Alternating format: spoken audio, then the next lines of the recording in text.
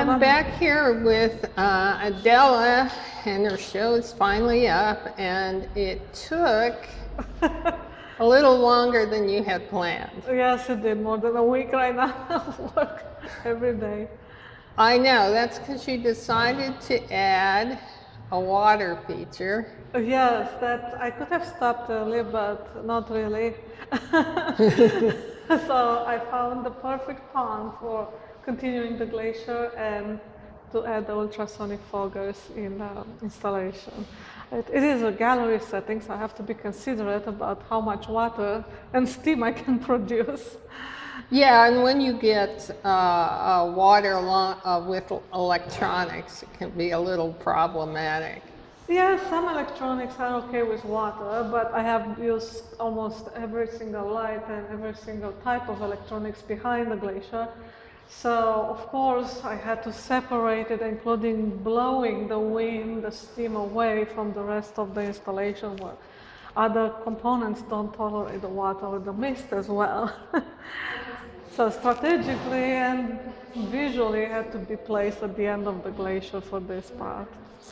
And are you happy with the installation? Yes, I'm very happy. I envisioned it a little bit smaller first because I had it site specific, and the materials I spread them, I look at them, I was like, okay, maybe I'm not gonna be able to finish in time this big glacier, so I slowly build up, and I'm actually happy the amount of work that went into it to produce the results for a truly site-specific installation. It's barely made in the studio except for preparing the plastics and having some structures, but that's it. The rest had to be designed. Yes, and the 3D parts, or the 3D printed parts, the crystals, I added them in the installation. So those were previously prepared, but the rest, every single fold, every single turn, everything had to be basically tailored and glued specifically for the shape that I wanted in the space. And then you were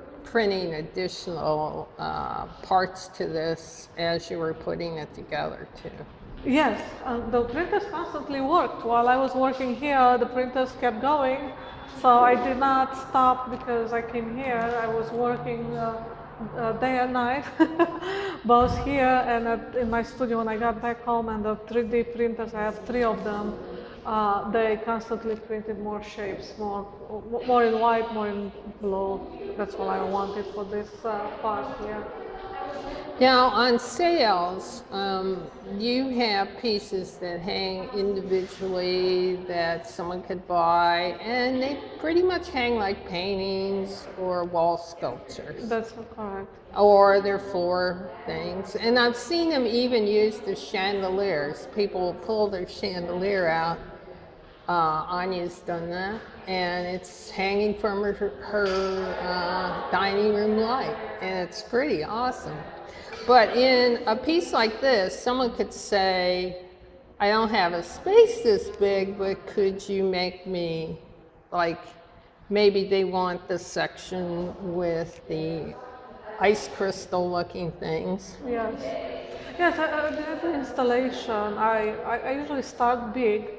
That's how I start my concepts, my ideas, materials, minimum this size. And then I scale them down. I have a problem starting working small and thinking, okay, now I'm going to make a big installation out of that.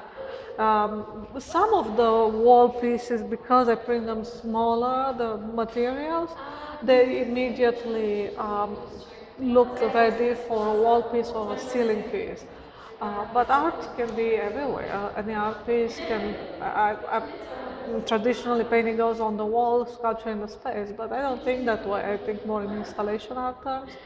And ceiling to any walls and floor and through the walls, all that, it's just part of having art in a house or any location. Mm-hmm. I don't think people are open-minded enough sometimes to that extent. Like, how can I actually put an installation in my house without taking my living space, right? Because I can do that, it's just a willingness to live with that. and going above and around and not taking the floor space or the dining area or things like that. So Well, that's why I wanted to ask you that, so that people understand that when they see any artist installation, they could purchase a section of it. They don't need the whole thing. And when the artist does an installation, they could tailor it to their own home. And that they don't have to take a 20-foot sculpture. It could be 3 by 3 feet with the that's same look to it. Well, one of the aspects of doing some work like that is talking with the artist. And I'm very open also to listen to the collector's ideas without necessarily saying, oh, they're doing something they want to do. No, it's just a combination of factors. We meet in between and I adjust things. And if there is like something that cannot be scaled down, I will be honest from the beginning, maybe I should use this material instead of that. But it's a conversation. It's not necessarily a set thing. Everything I'm doing is a continuous transformation. Basically, every single piece, I know how to make it from wall to floor, from floor to wall piece, and all the big installations so far, I was able to scale them at reasonable sizes to be in a living environment. In a house. So it's I think it's just the trust and the support of the collector to do both, the trust in the artist and the conversation we can have about how this can be retrofitted to work with the space. And everything I'm doing, it's in a space. Basically, I have to know the space. The better I know it, like I know the gallery right now, the easier it is. But if it's a new space, I have to visit or I have to see a picture, kind of have a feeling of that, because then I can understand where it's the best place and where to start. And after that, I create an area or a model as much as I can do in my studio with the walls. To be able to say, this is how much 3 feet look up there at this height.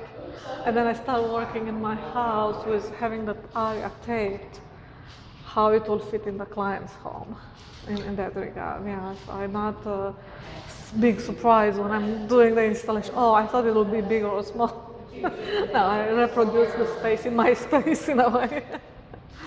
And the opening's about to start in a few minutes. You can hear people in the background. And so good luck on a great opening. And have fun tonight. And I know you need the weekend to rest after this. I'm a little bit slower at speaking. Yeah, and you had your whole family here too.